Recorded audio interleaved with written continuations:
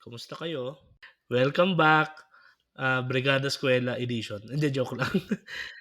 Welcome muli sa inyong paboritong background noise na may konting sense at madalas purong may tama lang. At ako po si Russell. Ito naman po si Lennon. At ito ang Tamang Usapan. Usapang may tama.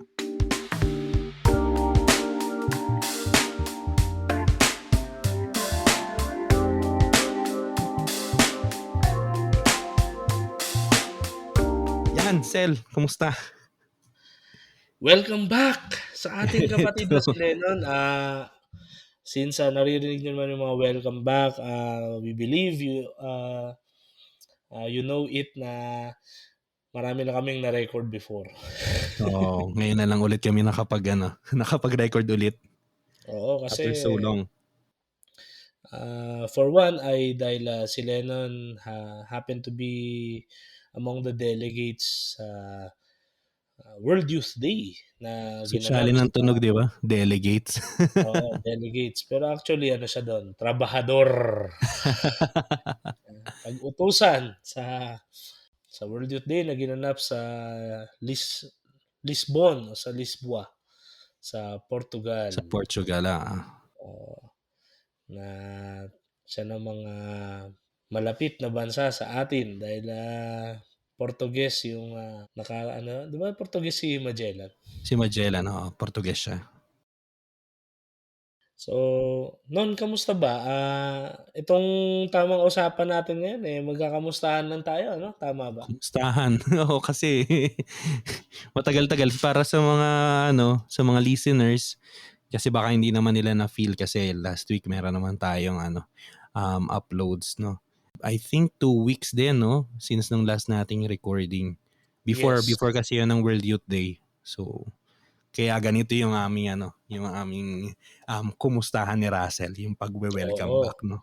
2 weeks. Samantalang ako rin naman, marami din akong tinapos.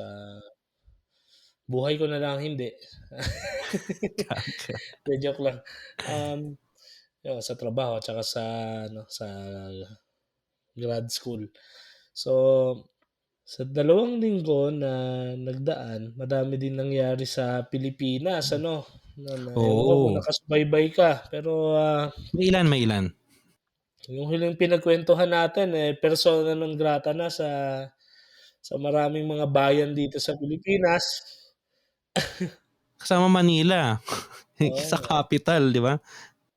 ang Maynila 'no, tapos sa iba't ibang mga karatig-bayan o mga maliliit na probinsya maliliit, wala palang probinsyang maliit, mga maliliit na bayan sa iba't ibang Mga probinsya. bayan, yan.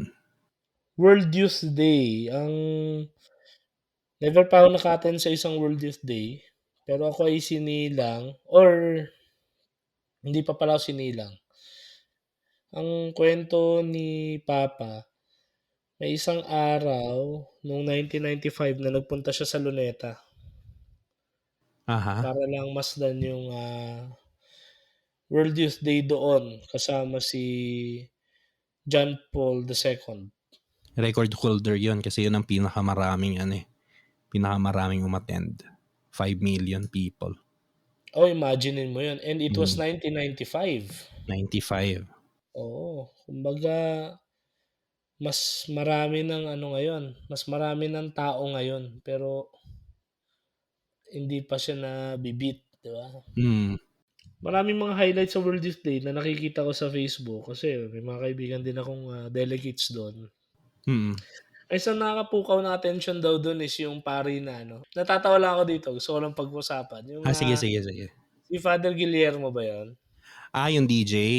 Oh, yung DJ tapos ang Mm. daming bumatikos na, "That's very inappropriate kasi, ah, para siyang rave and it's not appropriate for a Catholic gathering et cetera, and that priest must be, over all his head." Kumbaga parang gano'n, 'di ba? Ba tama ba Oo.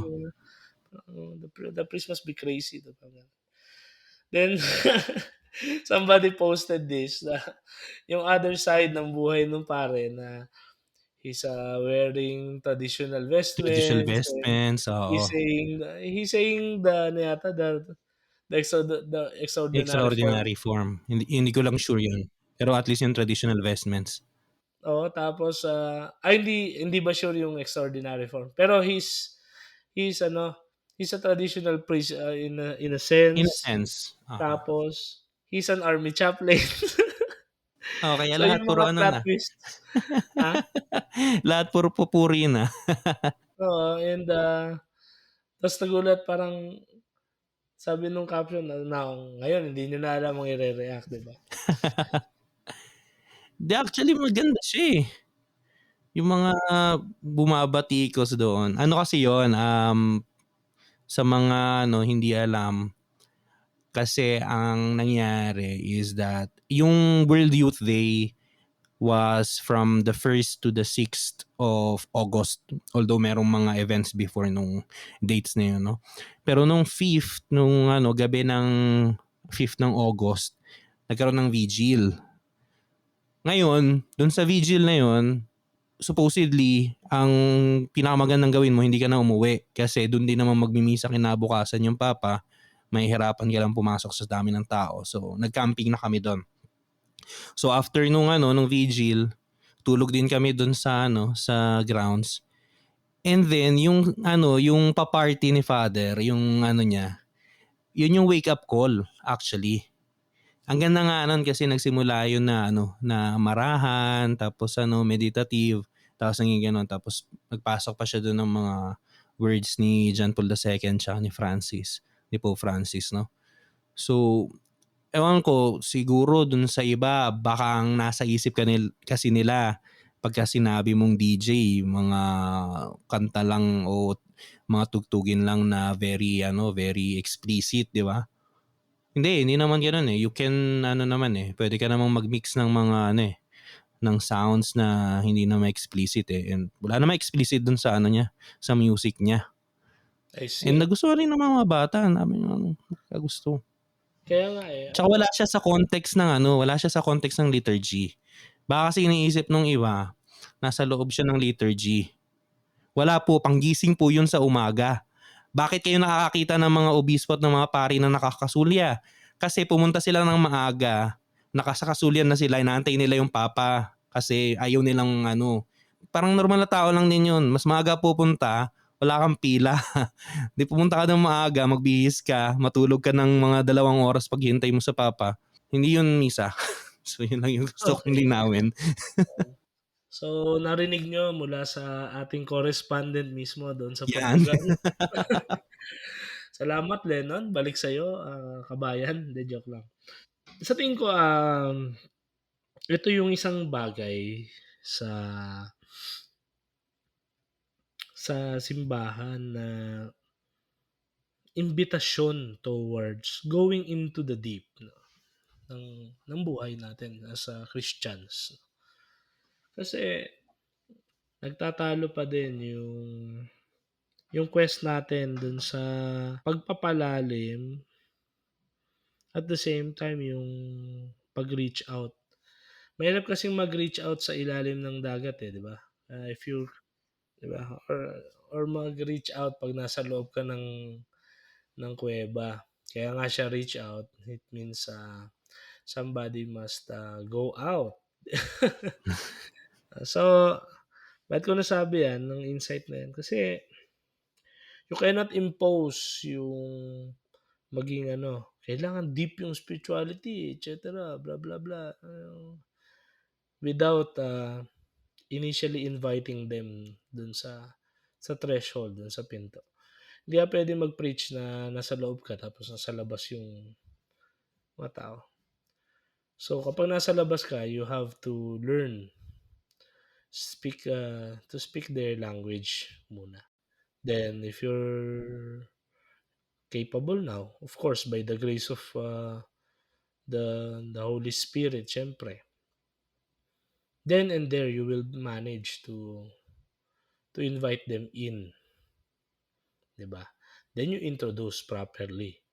Yun. Tingin ko nami-miss natin yung point na yun, gusto natin, maging, anong tawag diyan, ma-proselytize sila agad sa sa Actually, yan yung ano, nagkaroon din ng issue niyan before ng World Youth Day. Kasi yung auxiliary bishop ng Lisboa, yung in charge sa World Youth Day sa organization, recently lang pinangalanan as cardinal.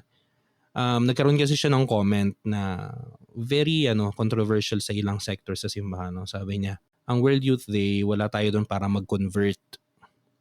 I think na lost in translation yun kasi we have to really realize what do we mean by the word conversion, di ba? Merong conversion na proselytism, yung mga hindi Kristiyano, gagawin mong Kristiyano. Mga hindi Katoliko, gagawin mong Katoliko. Or yung isang pang term, yung conversion as is parang conversion ni Paul. It's a conversion of life. Si hmm, Paul hindi naman siya hindi naman siya tawag dito, hindi naman siya atheist eh. Naniniwala siya eh. Nagkaroon lang ng radical ano siya, paradigm Pharisee, 'di shift. ba? Oo, nagkaroon lang siya ng paradigm shift. Yun yung pangalawang meaning ng conversion. I think yung meaning doon ng auxiliary bishop is not that. Hindi yung pupunta lang tayo doon para mag-party. Rather, may conversion to Christ, pero hindi yung proselytism, yung hinahabol. Kaya yun yung sinasabi ni Russell ngayon. Na hindi Oo, yung para mag-preach ka, para mag-convert sila na parang feeling mo isa kang medieval preacher. oo. Hindi, ito very passionate ako diyan kasi yan din yung ano ng thesis ko, sa missiology, No, di ba? 'di ba? Ah, I mean, ewan ko, it might sound controversial, pero well, I couldn't care more, but our old ways, the old ways of converting, people to the faith, has done so many untold stories of violence. Although we can always romanticize, sensationalize, we can always glorify yung part na we have converted so many people, races, tongues into Christ. Pero yung behind the scenes nun, so much abuses and violence and degradation of human dignity. Ba? We have been so violent towards our African brethren, and even the Spanish missionaries were not really that friendly or Christian like, Christ like when they first arrived. It has been mechanized. Religion was weaponized, by the royal peoples to divide and conquer. And anong kapalit? To instill fear and to make us controllable, and what is worse, yung various form of abuses, leading to yung subjugation ng humanity, at the same time yung pangangamkam ng mga resources ng Pilipinas, 'no. Well, you can always refute me na, "Hindi, they brought about education, architecture, they enriched the music, and they enriched culture with their presence, with their teaching, with their technology." Okay, hindi ko naman dini-deny, but the point is, yung behind the scenes natin, mga kaibigan. And to which, even the good John Paul II has, 'di ba, nag-offer siya ng apology in behalf of the church during the Jubilee. Kasi hindi kasi puwedeng mag-cherry pick lang tayo hindi puwedeng 'pag nag-uusap tayo ng kasaysayan, nag-uusap tayo ng kultura, parang i-ha-highlight lang natin yung maganda tapos hindi natin tatanggapin yung pangit as package. No, kaya dahil dun, we also improve ourselves, 'no. Hindi kasi puwedeng ito yung isang issue ko dun sa sa mga talagang passionate about tradition na, eh, we're not here to please people. We're just here to please God and work for our salvation. Okay. no problem. Pero kung lalagpasan mo yung part ng social justice na you please God, even to the expense ng dignidad ng ibang tao, sa tingin ko, wala tayong dapat pag-usapan. Kaya ano 'no, although extreme din yung isang side ng dialogue na parang wala naman na rin pake sa ano, sa traditions. Puwede naman nating i-strike yung balance sa gitna. Bakit ko yan nakuwento kasi yun na nga yung sobrang strict tayo and sobrang lax tayo, meron naman niyang ano siguro nun, sa tingin ko meron niyang may gitna yan, eh, may gitna yan, duda kung wala. Yung tulad niyan, yung conversion, ay isang napakagandang word ng conversion, eh, kaso lang masyadong na-OA yan ng maraming tao kasi conversion is simply 'di ba conversus yan, eh, 'di ba, conversus ad dominum. Humarap, 'di ba? Humarap ka lang, eh, 'di ba? Humarap. Conversion yun, 'di ba? Hmm, Parang ihaharap mo yung yung sarili mo, yung isang bagay, 'di ba? Conversion, 'no, conversion of Saint Paul, yung may journey siyang sarili towards finding God, eh. Pero the conversion helped him to really recalibrate his focus, to really renew his mind na makita niya yung tunay na path, who is no other than Jesus Christ himself, 'di ba? So, not even ano, hindi ibig sabihin pala doesn't mean na we are already baptized and educated, raised as Catholics, we no longer need conversion. exactly. The more, the, Mhm, the more we need. tama. Kasi kapag masyado tayong relaxing, kuwan na, 'di ba? Hindi na natin nakikita din yung ano, yung meaning, yung lalim, yung appreciation, 'di ba? Kaya yun yung ano ko, yun yung isang issue ko sa World Youth Day 'no, na actually hindi ko talaga alam yung intent ng World Youth Day. Although ito, siguro to really gather the youth all over the world and to highlight is it to highlight their importance sa church? Hindi ko alam. Pero Alam mo, ako sa experience ko kasi first ko na World Youth Day din itong sa ano, Lisboa, no. I can understand yung feeling kasi before actually, may duda pa kung pupunta ako o hindi. So, may bahagi ko na ayaw, parang ayoko kasi nakakatamad, alam mo yun? Tsaka dati rin kasi I do not see the importance. But now I understand, kaya ang sabi nila, ito daw ang isa sa pinaka-importanting legacy ni John Paul II. I mean, given his strengths and his weaknesses, lahat ng mga naging issues ng kanyang pontificate, pero isa to sa pinakamagaganda niyang legacies. Yun sabi nila, no? Sa experience ko, I think more than just gathering the youth and proclaiming yung kanilang kahalagaan sa simbahan, ang pinaka nakita ko dito sa World Youth Day is actually nakita ko yung simbahan, how it works, no? Yung universality niya. Tapos yung makikita mo yung testimony ng bawat isa. Yung ako kasi pumunta ako doon not as a volunteer, not as an official delegate of a diocese or not. Pumunta kami doon sa congregation, and part of our activities there, mayroong may booth kami doon sa isang yung tinatawag nilang City of Joy. Malapit yun dun sa kung saan yung nagpakumpisal si Pope Francis, yung confessions. Sa katabi nun, may parang vocation jamboree, may mga booths ng iba-ibang congregations and movements. Kasi movements din, meron nga doon Youth for Christ So mga Pilipino yung mga nandoon. Tapos yung sa amin, yung sa Pauline family, no? So pupunta doon yung mga kabataan, grupo-grupo sila, lakad-lakad sila, entertain mo, i-introduce mo yung charism ng congregation, bibigay ka ng souvenirs, ganyan. Actually, doon ako mas napagod. Yung mahirap kapag multilingual ka kasi may dumating na na German. Marunong mag-English. Okay, English. Ang dami mga Espanyoles kasi ang lapit lang eh. So sila may pinakamaraming delegates eh. 70,000 ang galing dito sa amin dito sa Espanya. So, Espanyol. Tapos may mga Latin Americans pa. Tapos may mga dumang Pilipino.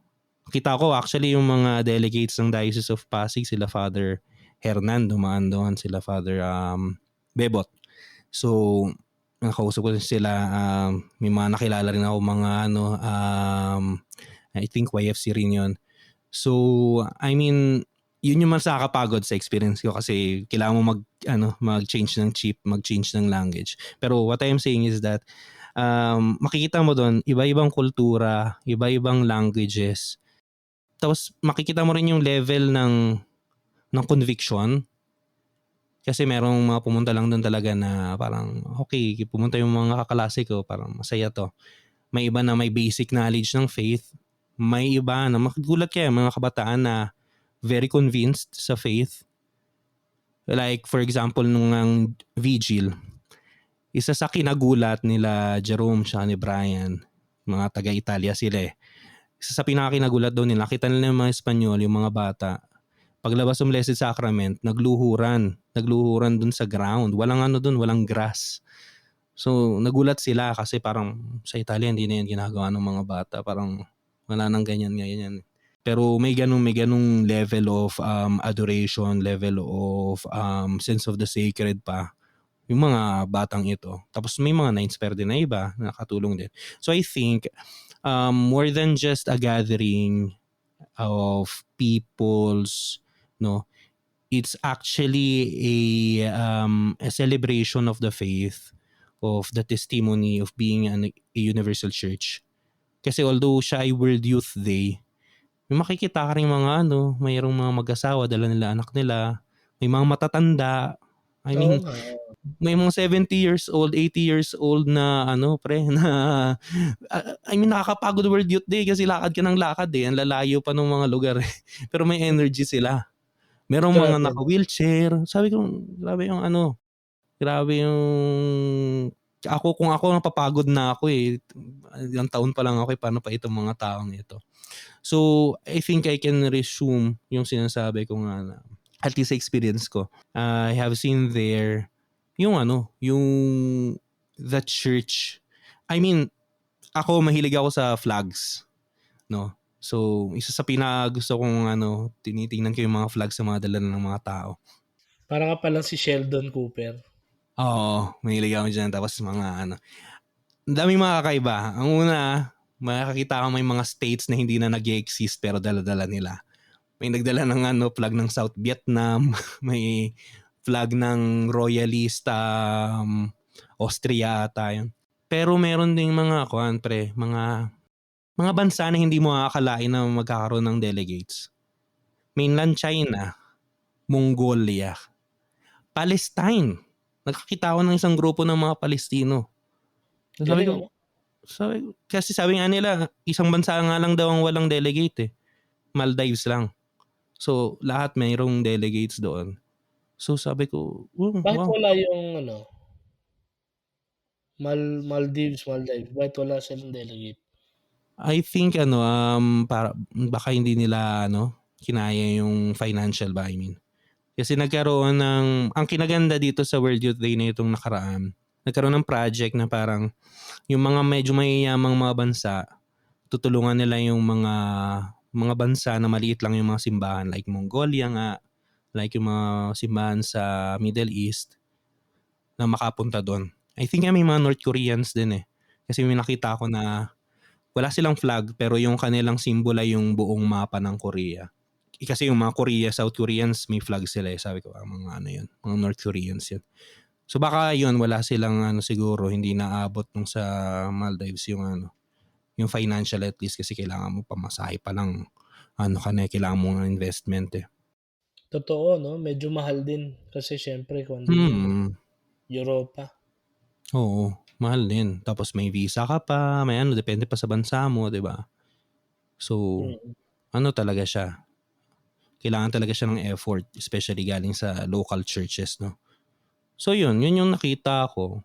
Tapos, 'di ba nga, in-announce na sa 2025 daw ay may Jubileo. Jubilee sa Roma. Pero ang next na World Youth Day ay sa Korea, sa South Korea. Siyempre masaya kami, tayong mga Asians, masaya tayo.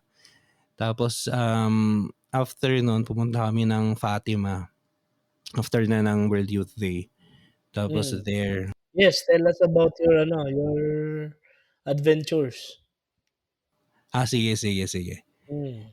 So, ayun nga, kasi ano yun halo na yung halo na yung World Youth Day at yung tourism. So, samantalahin mo na.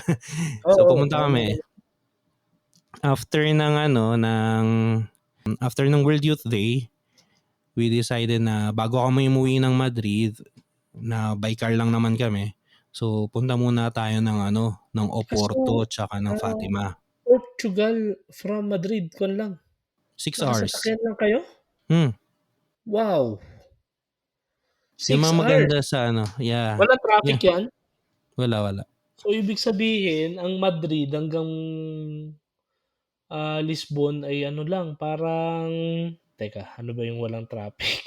Walang traffic Highway lang. Ano, Highway naman, highway. ah, Mga mula NLEX, ano SLEX. siguro, oo, mula Quezon City hanggang Hanggang Pangasinan? Taguig. Hanggang Taguig. Oo, Quezon 6 City hours hanggang Taguig kapag 'pag Biyernes ng 6:00 ng gabi. Sige, please, continue. So yun, no? So after nga, pumunta kami ng Oporto muna, yung isa pang second major city ng Portugal.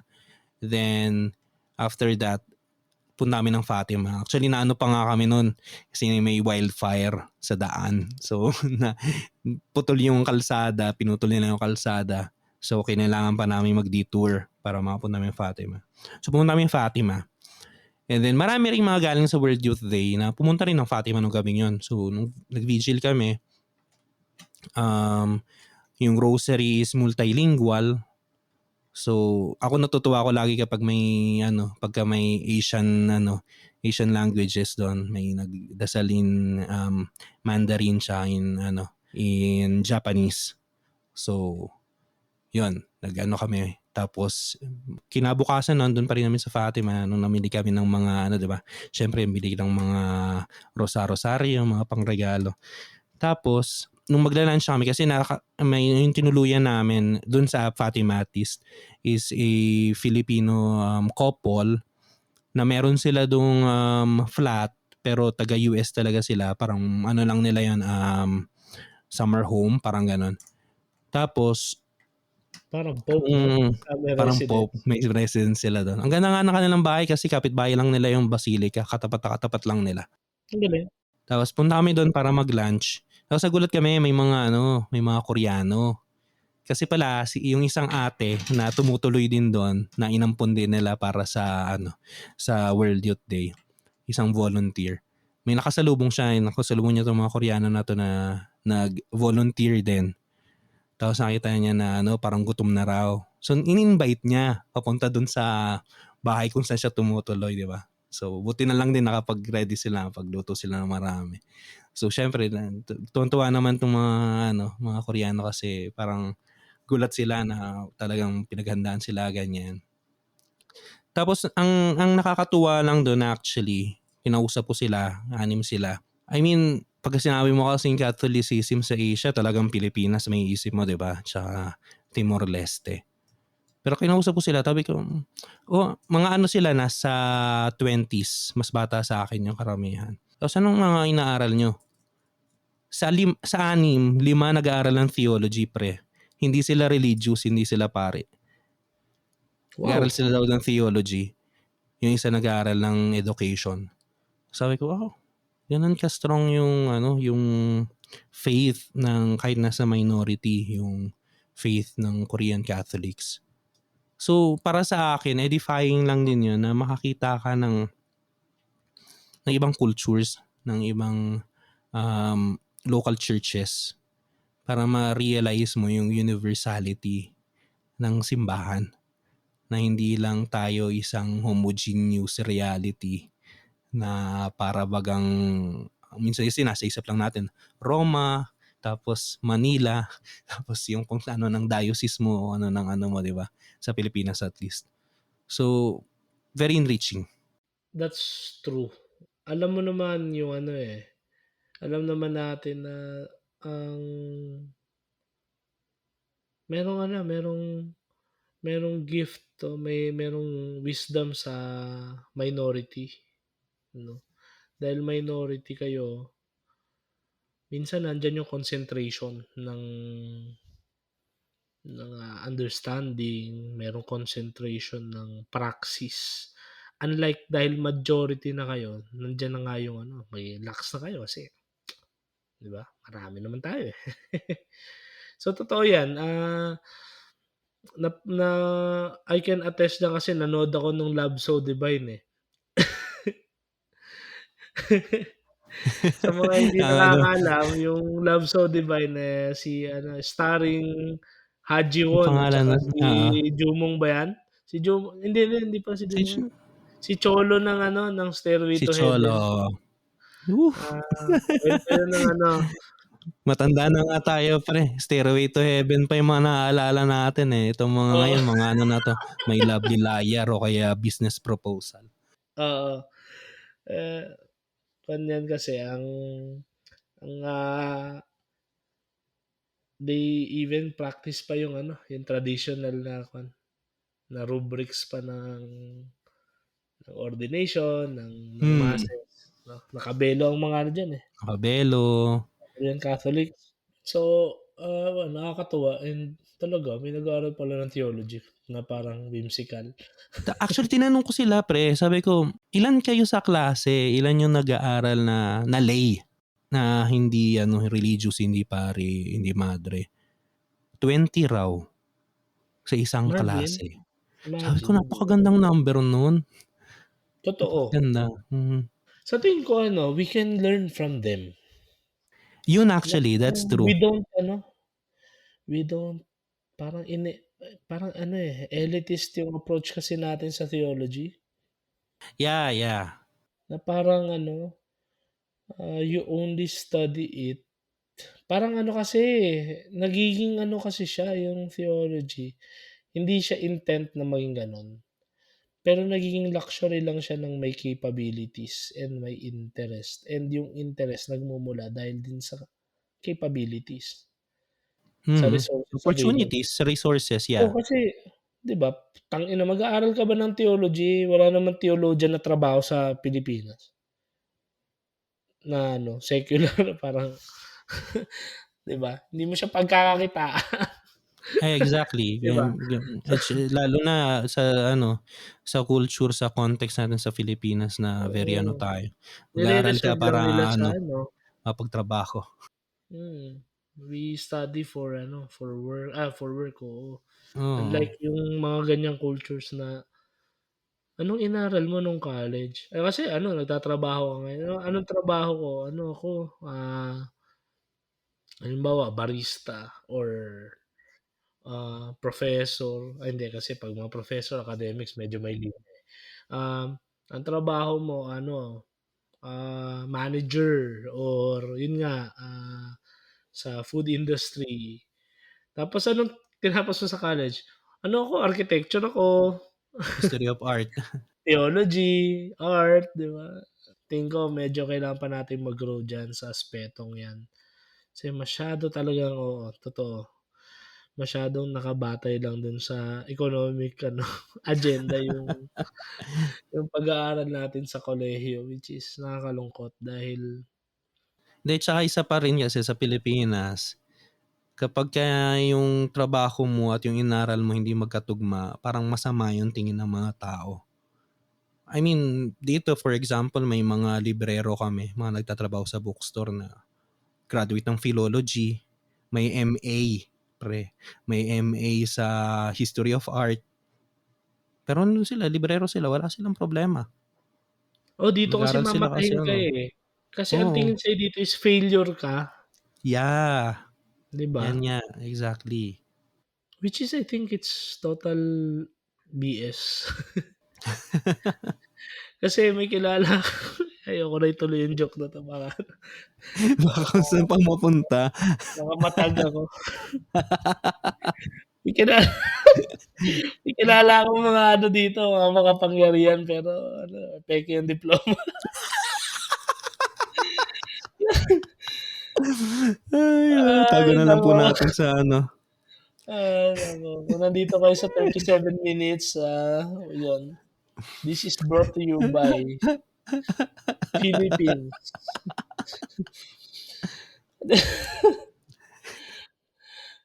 Naiinggit ako kay Lennon mga kaibigan sa totoo lang sa kaniyang, mga escapade sa Europa kaya gusto kong pag-ipunan 'yan. Kung, ano Oo. matutunghayan niyo may isang episode dito, mga ano, practical tips mula kay Jerome, kay Lennon at kay Brian kung, paano ang mga magagandang gawin at dapat niyo munang gawin kung nagpaplano kayong bumiyahe sa Europa kasi taga-Europa 'yang mga 'yan.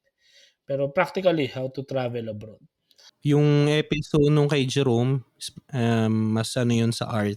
Yun yung last na episode before this. And then yung kay kasama natin si Brian, next episode yun after nito. Tungkol yun sa ano naman, especially sa Italy, yung pagbiyahe sa Mm, Italy. oo, kung paano mag-ano dun, Kung makagala. paano kang afam. Afam. Oo. Actually, hindi siya applicable sa inyo kasi alam mo ba yung meaning ng AFAM nun? Ano bang meaning nun? A foreigner assigned in Manila. In Manila. So hindi pala, baliktad. Maliban lang kung Milan or Madrid, puwede din. Pwede rin. Hindi, kami yun. Kami yung foreign. Kayo yung AFAM diyan and, hindi ko alam kung desirable kayo sa mga locals diyan. Kasi dito yung AFAM, desirable din, matangos ilong, matangkad at maputi, Oo. 'di ba? Well, relative talaga ang beauty. May isang, ewan ko kung tsismis lang nila pero may isang state diyan, Denmark ba yun? Mga sobrang Mm. pale kasi yung pagkaputi nila, Yung na mga yung mga Nordics.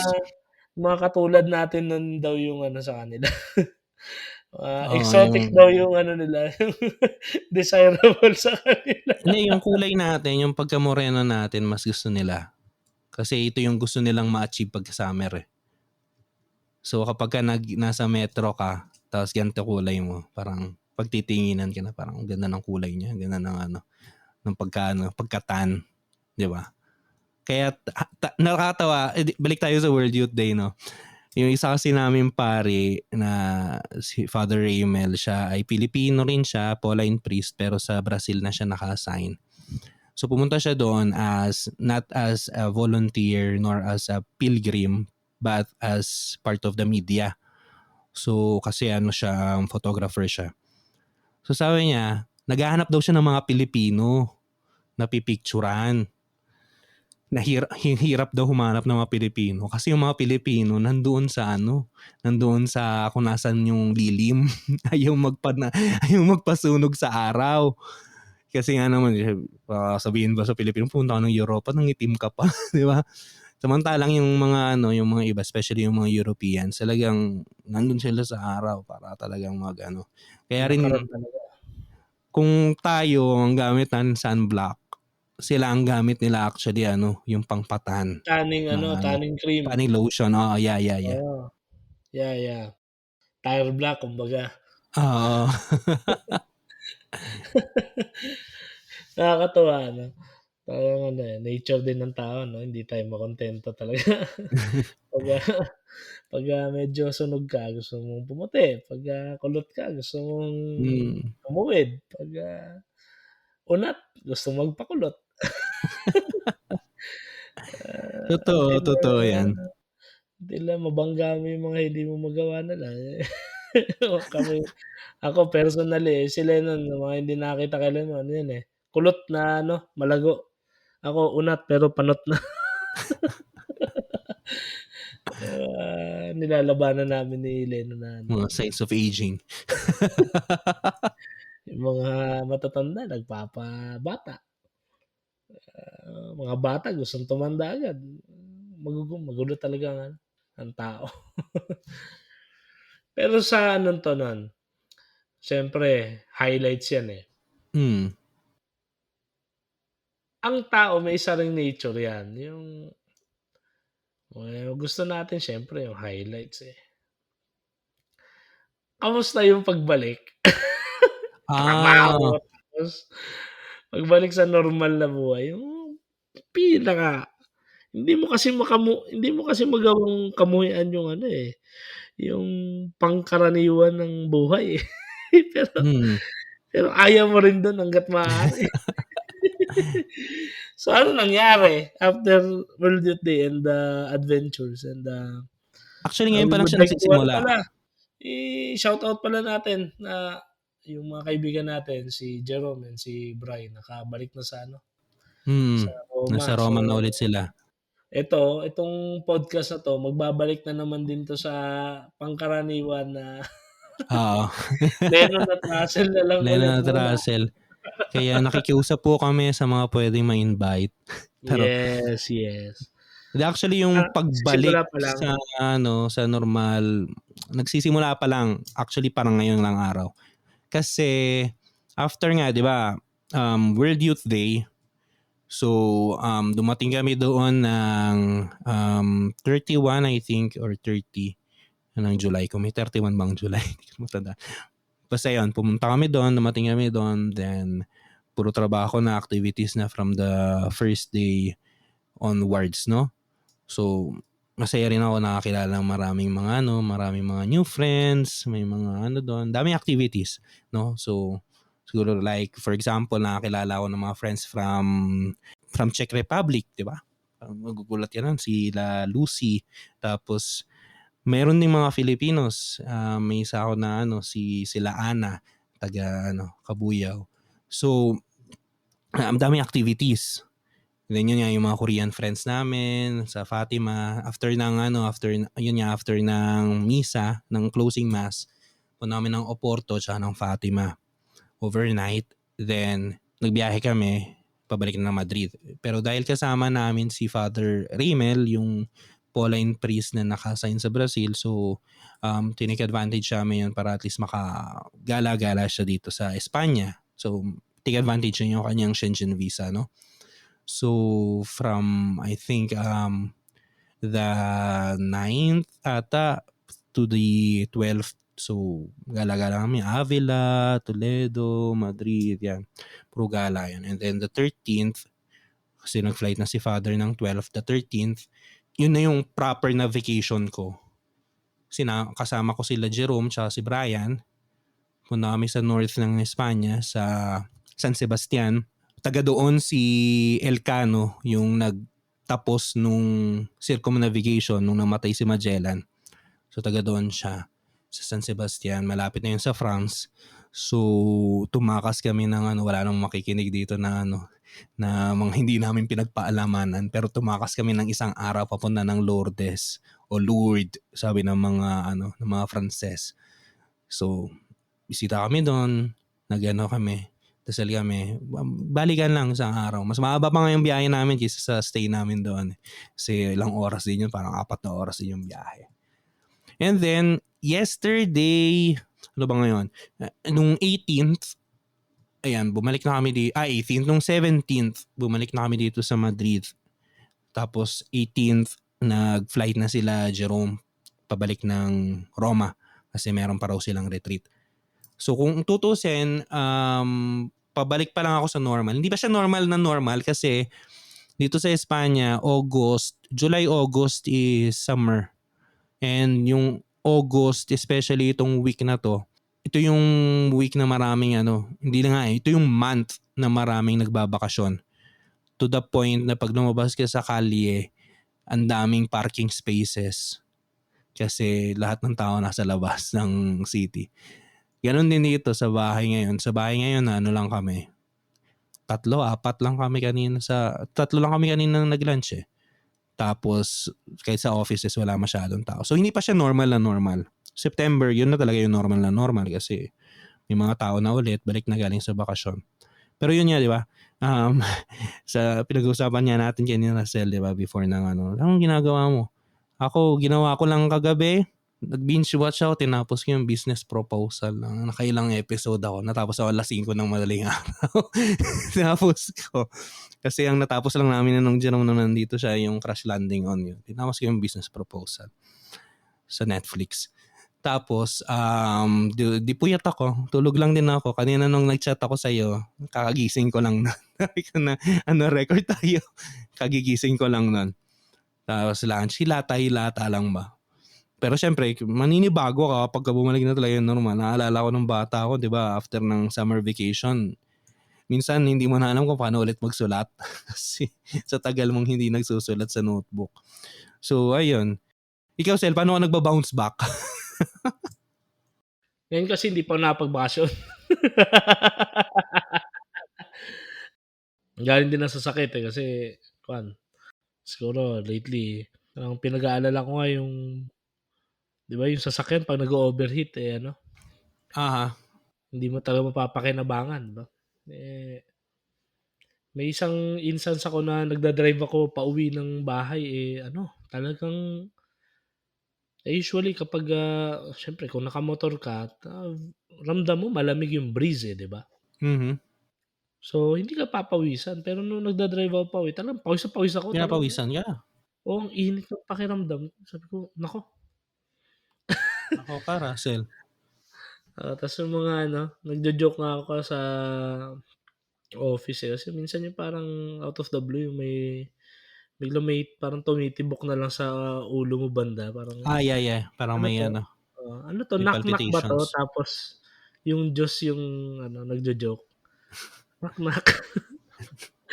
Oh, knock. Sus, der, pahinga ka rin minsan, ganun Oo, sabi 'di niya. ba?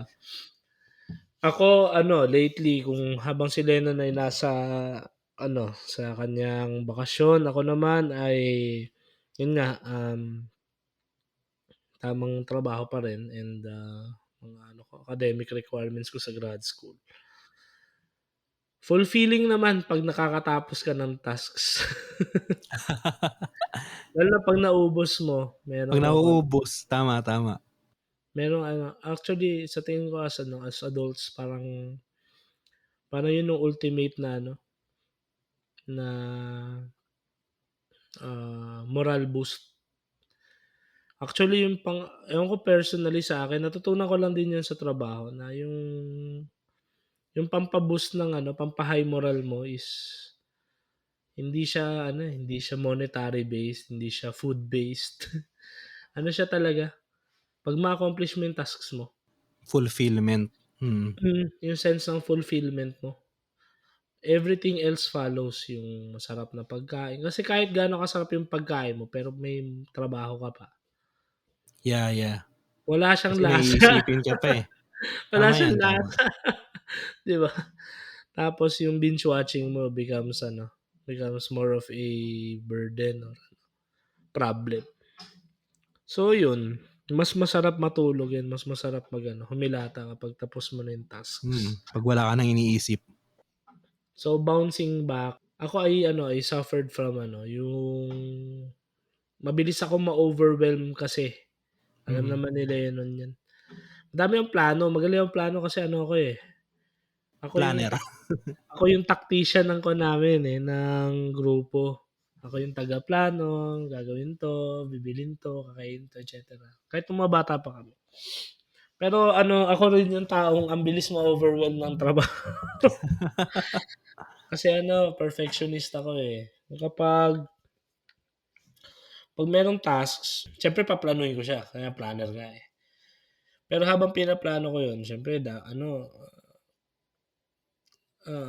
dahil passionate ako, minsan gusto kong i-apply hangga't maaari yung natutunan ko. So, I will come up with a very intricate outline. Tas dahil sobrang intricate niya tapos siyempre may trabaho ka, tapos meron ka pang maraming mga concern sa buhay, malulunod ka na. At dahil nalunod ka na, wala ka na nasimulan. At dahil wala ka nasimulan, wala kang matatapos, di ba? Mhm. So, bouncing back.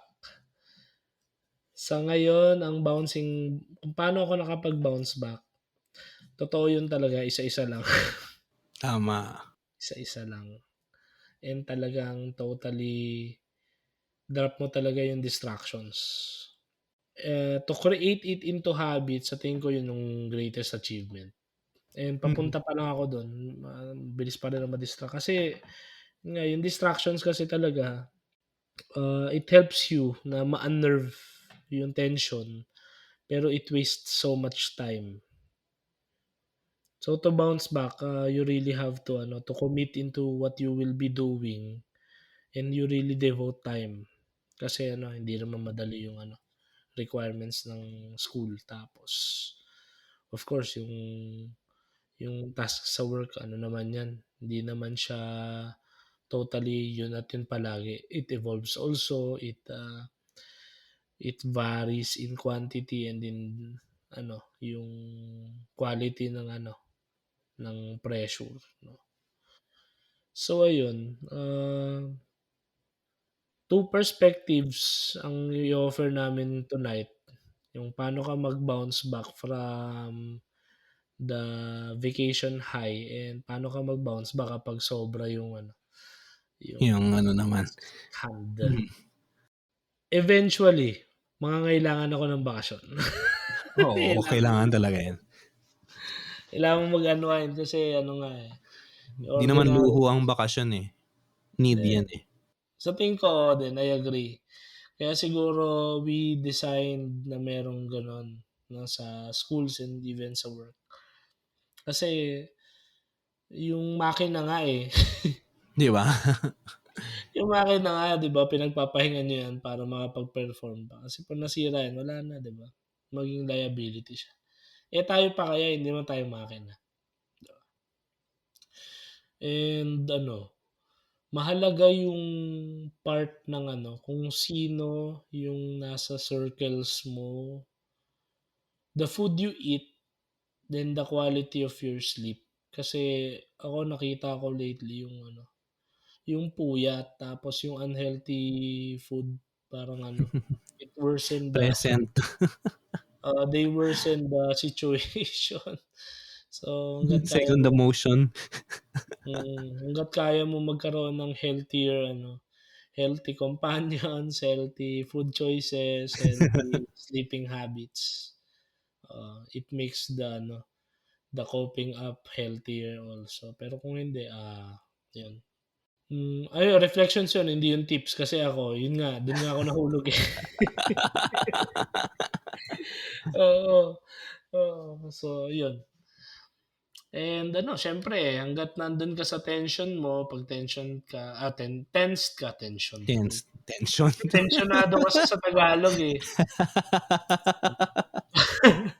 'Pag tense ka siyempre hangga't kaya mo you manage ano, you still conduct ano, self-economy 'no, yung ano, economy oikos nomos 'di ba? You Mm. watch over your own house.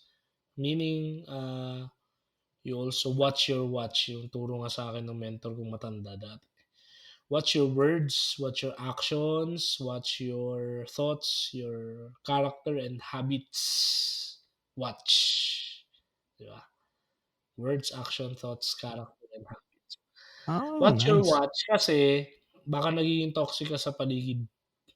And, 'pag naging toxic ka siyempre magna-narrow yung pananaw mo, isipin mo ikaw lang yung ano, tama. And kapag may nagpuna sa'yo siyempre sasabihin mo, "Anong nagawa kong mali? Pakita niyo sa'kin kung anong maling ginawa ko." At, 'yun, before you know it persona non grata ka na. Ayun. Kaya watch your watch, 'di ba? 'Yun mga paglalambing 'yun sa mga tinatamaan. Pero ako 'yun kasi yung sa'kin din. Ano, ang init ng ulo ko, eh, mainitin ulo ko lalo na 'pag Lunes. Ayoko nakakita ng tao. Kaya kapag kuwan, hindi ako madaling kausap hangga't 'di pa ako nakakapagkape. So 'yun, mga mental notes ko din 'yan sa sarili ko na, "Oops, kailangan hindi pala puwede laging gano'n." So 'yun, you of course you have to adjust sa community kung nasaan ka and ano pa ba?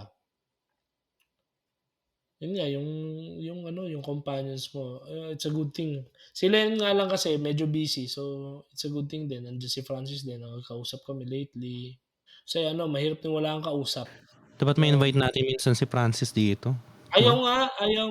Ayaw, Lagi niyang ano ba 'yan? niyayaya, nakikinig lang daw siya. Kaya kung nakikinig ka dito sis, 'yan alam mo na. Mahalaga meron kang mga companions mo, friends mo, you keep in touch. Otherwise maghahanap ka ng SD. Mga napapanahon sa Pilipinas siyempre ang, SD. Yan ang SD. Ang SD kasi 'Di na ba yung alam spiritual natin ay director, ano yan? Parang ang iba yan, eh. para sa amin ni Lennon ang best SD ay si Francis. Hmm. Talagang, Oo, sasamahan SD ko si Francis. sasamahan ka sa baha. Actually, siya yung official na spiritual director ko, pinasa ko pangalan niya. Oo. Spiritual director pero brother iba na ang SD sa Pinas ngayon. Ay, iba Sugar na ba? daddy. Sugar Ay, daddy. so my Oo. Kaya best SD si Brother Francis, yang, Francis. iaahon ka sa baha at sasamahan ka sa pag-iisa.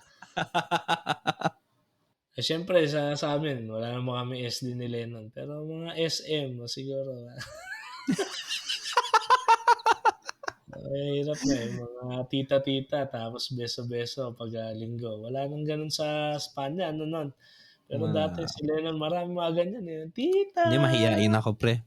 Gano'n ba? Si ano, Hmm, iba pala yung mga hmm. hindi pala SM yun, mga titas lang pala, mga seminarians alam nila yan.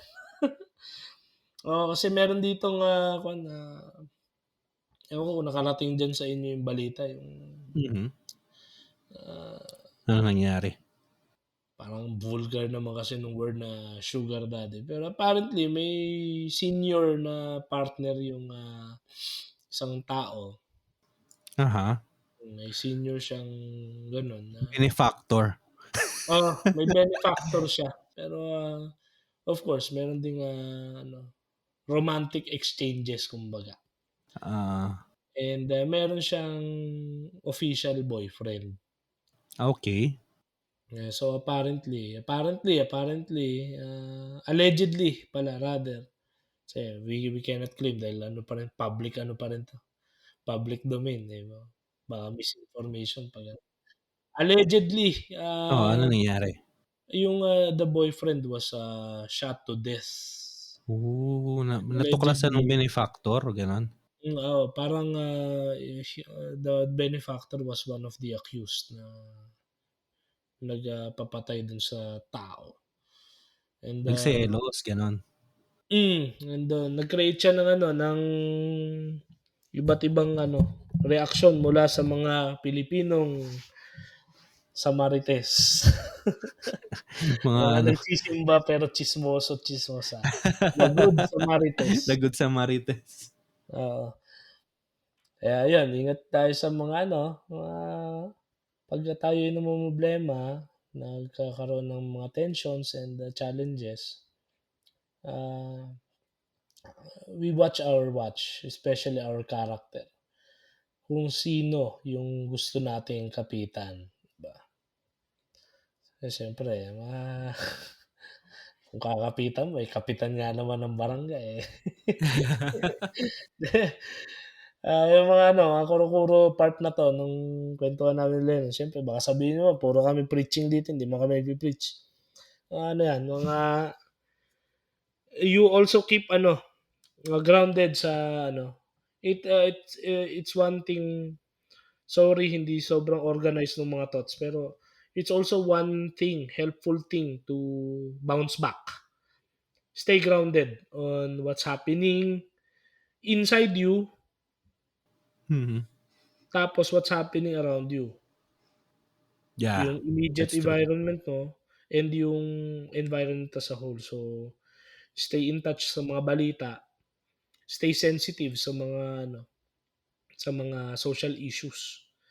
Kasi once, miyembro ka na ng, milyon-milyon hindi ko alam kung 31 million, hindi ko alam, 'pag miyembro ka na ng mga milyon-milyong tao na hindi na Hindi na hindi ka na sensitibo sa ano, sa nangyayari sa paligid at, hindi ka na Hmm, nakikisempatya sa paghihirap ng kapwa 'no, pinansiyal man, sa edukasyon man, delikado 'yun. mahirap 'yun 'no, mahirap. Baka tayo yung maging sakit na minsan tayo yung naging lunas, 'yan, 'yan. Yung mga paano si Russell, quotable quotes.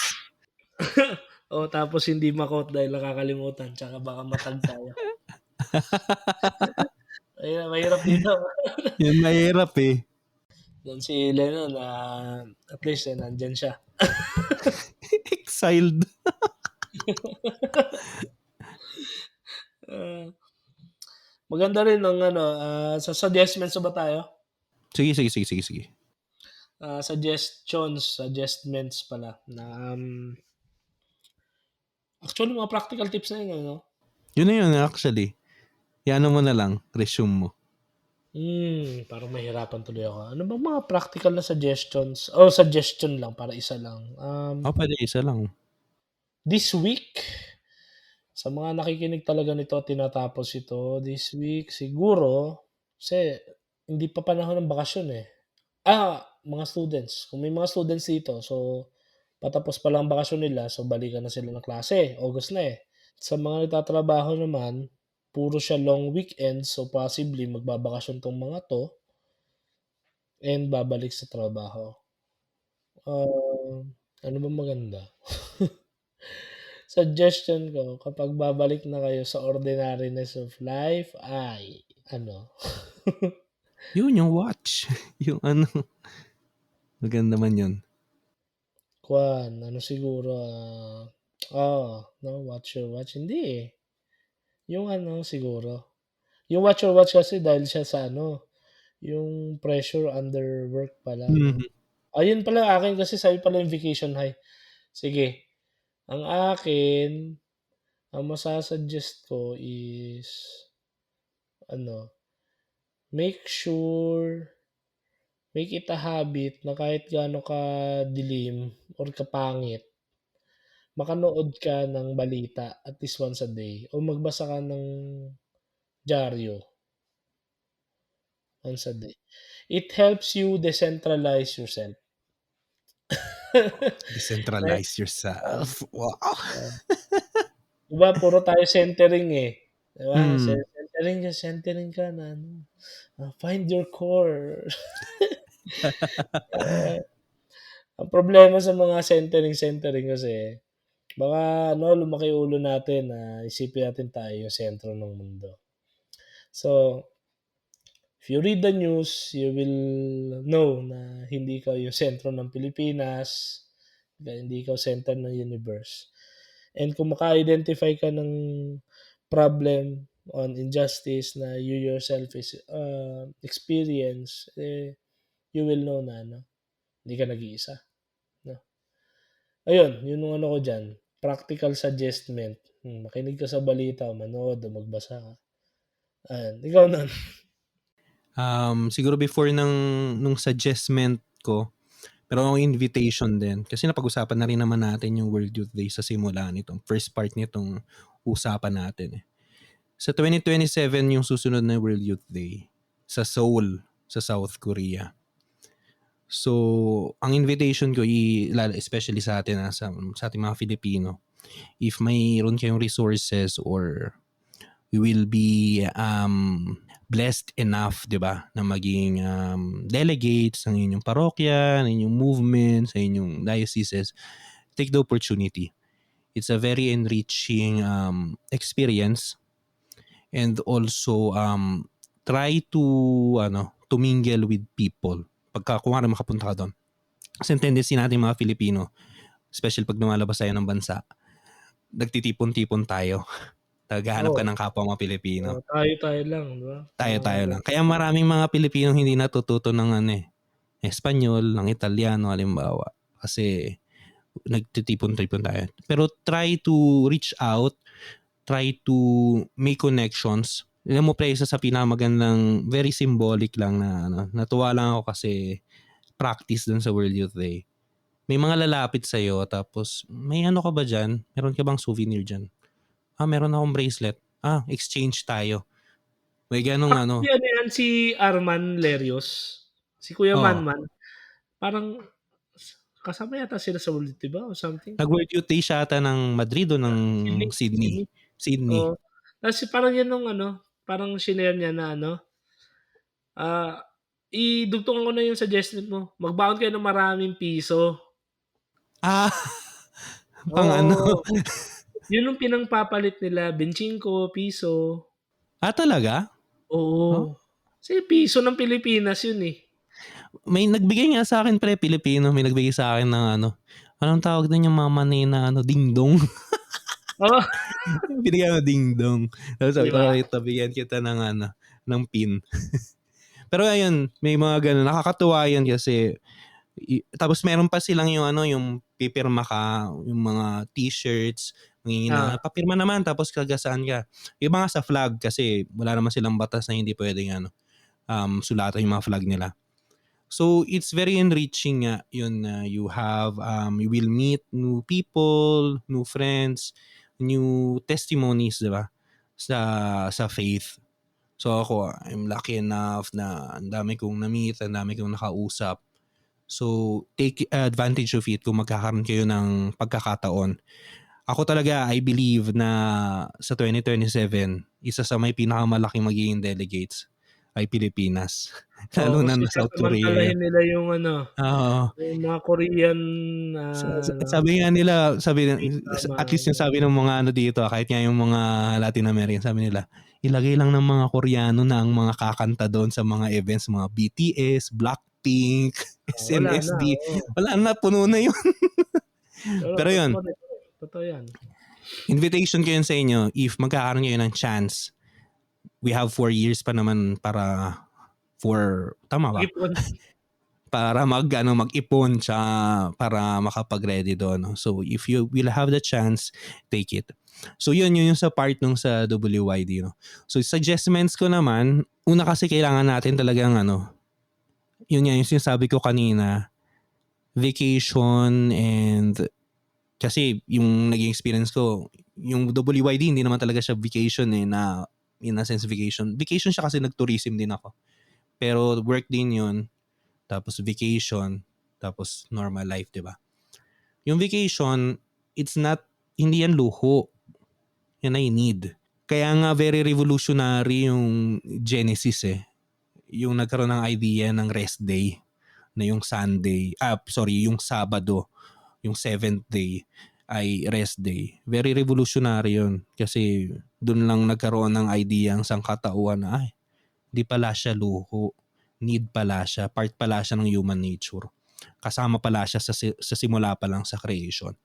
So, wag niyo pong isipin na ang pagbabakasyon ay utang na loob ninyo sa inyong employer, sa inyong magulang, sa inyong school. Hindi, kailangan nyo ng katawan mo minsan. Siyempre hindi ka naman magbabakasyon ng kalagitnaan ng taon ng mga tipong busy-busy. Kuwari kung nagtatrabaho ka sa finance, aalis ka ng January ng closing ng fiscal year. Siyempre hindi pwedeng gano'n. Pero kapag hindi mo utang na loob 'yon, okay, you go to vacation. Siguro ang magiging ko diyan, ang practical na pwede kong mai-suggest for this week is that try mo lang na to have your little vacation each day. What do I mean? Hanap ka ng isang oras lang, at ng isang spot siguro to be just, kung nagsabi si Russell kanina ng decentralization, di ba? Dito naman hindi naman siya talaga centralization, but just a time and a space just for you to relax. Isang spot sa kwarto mo, wag naman kama lang, baka maitulog mo lang yan Maupo ka, magbasa ka ng libro. Anong gusto mong gawin? Huminga-hinga ka lang. Wag kang kasi yung iba, ang relaxing natin, mag-swipe sa sa social media. Hindi, ka lang, relax ka lang. So yun ang yun ang aking practical suggestion, no? So ayan, hindi naman napakahaba. Napahaba na naman ang ating usapan dahil na-miss natin ang ganitong format, ang ganitong tagal nating huling nag-record. So, Oo nga. salamat po ulit. Di Oo, ba? totoo yan and, masaya kami na nakapag-record kami ulit. Ayun nga eh. And, nagpapasalamat kami dun sa mga nakasama namin lately, si Jerome and si Brian. Ingat kayo diyan and sa pagbabalik ninyo sa inyong normal na buhay Romano ay sana makaano kayo diyan, maging okey din diyan sa inyo. Alam niyo namang available 'to sa maraming platforms ng Platforms. Yeah, podcast yeah. and meron naman kaming email, meron din kaming website na kahit papaano, where you can read also our reflections. Lately meron si Jerome na article about, ano yung article ni Jerome? Ano yun, yung typological ng Eve Mary ng Church Fathers. Oo May isa kasi pa siya na pinigay sa akin, naman, parang Mary Church, parang gano'n naman. Next time yan. mga worth reading kasi kahit naman hindi kayo Catholics or you Oh, for can curiosity. Di ba? can enrich your curiosity. Tsaka kung Ayun. meron din po kayong may aambag, gusto ninyo magsulat, pwede rin naman po kayo. Send nyo lang sa Oo, email namin. ganun ka-welcoming Di ba? itong podcast na 'to, Hindi, hindi kami hindi lang po yun religious. Anything na Sulat ka tungkol ng recipe ng pinakamasarap na adobo. Go. yan. Nating yan. Next topics natin siguro yan. Ang Paano alin? Adobo? tayo magsu-survive sa independent life? Ay, sige Sel. Magandang topic yan. Ang next natin Ano pag-usapan yan. Hindi kasi meron silang refectory eh. Pero yung magluto ka, paano mag-manage ang sarili mong bahay, diba? Sige. And magandang topic din yan, yung bakit ang mga Pilipino nagtutumpok-tumpok lagi na parang Sa Pilipinas di nagpapansinan. Sa labas sa labas mafia. Oo, naghahanap, "Uy, kabayan!" 'di ba? Di ba? Close kayo kaagad, unang kita lang. Kasi psychology ng Pinoy yan, 'di ba? So, magandang pag-usapan yan sa tamang usapan. Sige. Siyempre baka maging 31 million tayo na Sana umabot tayong 31 million dito nakikinig. Pero kung 31 lang po kayo, masaya na po kami doon. Of course. Pero kung meron din po kayong mga gusto pang topics, you can always suggest to us sa aming socials, sa email, tamangusapanpodcast@gmail.com, no? And kung meron kayong criticisms dito, hindi namin kayo gagawing mga persona non grata. So, welcome na welcome nga dito. Ibig sabihin may nakikinig kapag Oo. Pagka ito enrich yan pang-enrich ang pagkatao yan. Kaya you stay safe everyone and magkakarinigan tayo ulit sa susunod na linggo. Kaya bounce back. Bounce back kami ulit. Kaya ito si Russell ninyo. At ito naman po si Lennon ninyo. At ito ang inyong tamang usapan. Usapang may tama. Ayan. Thank you. Bye-bye.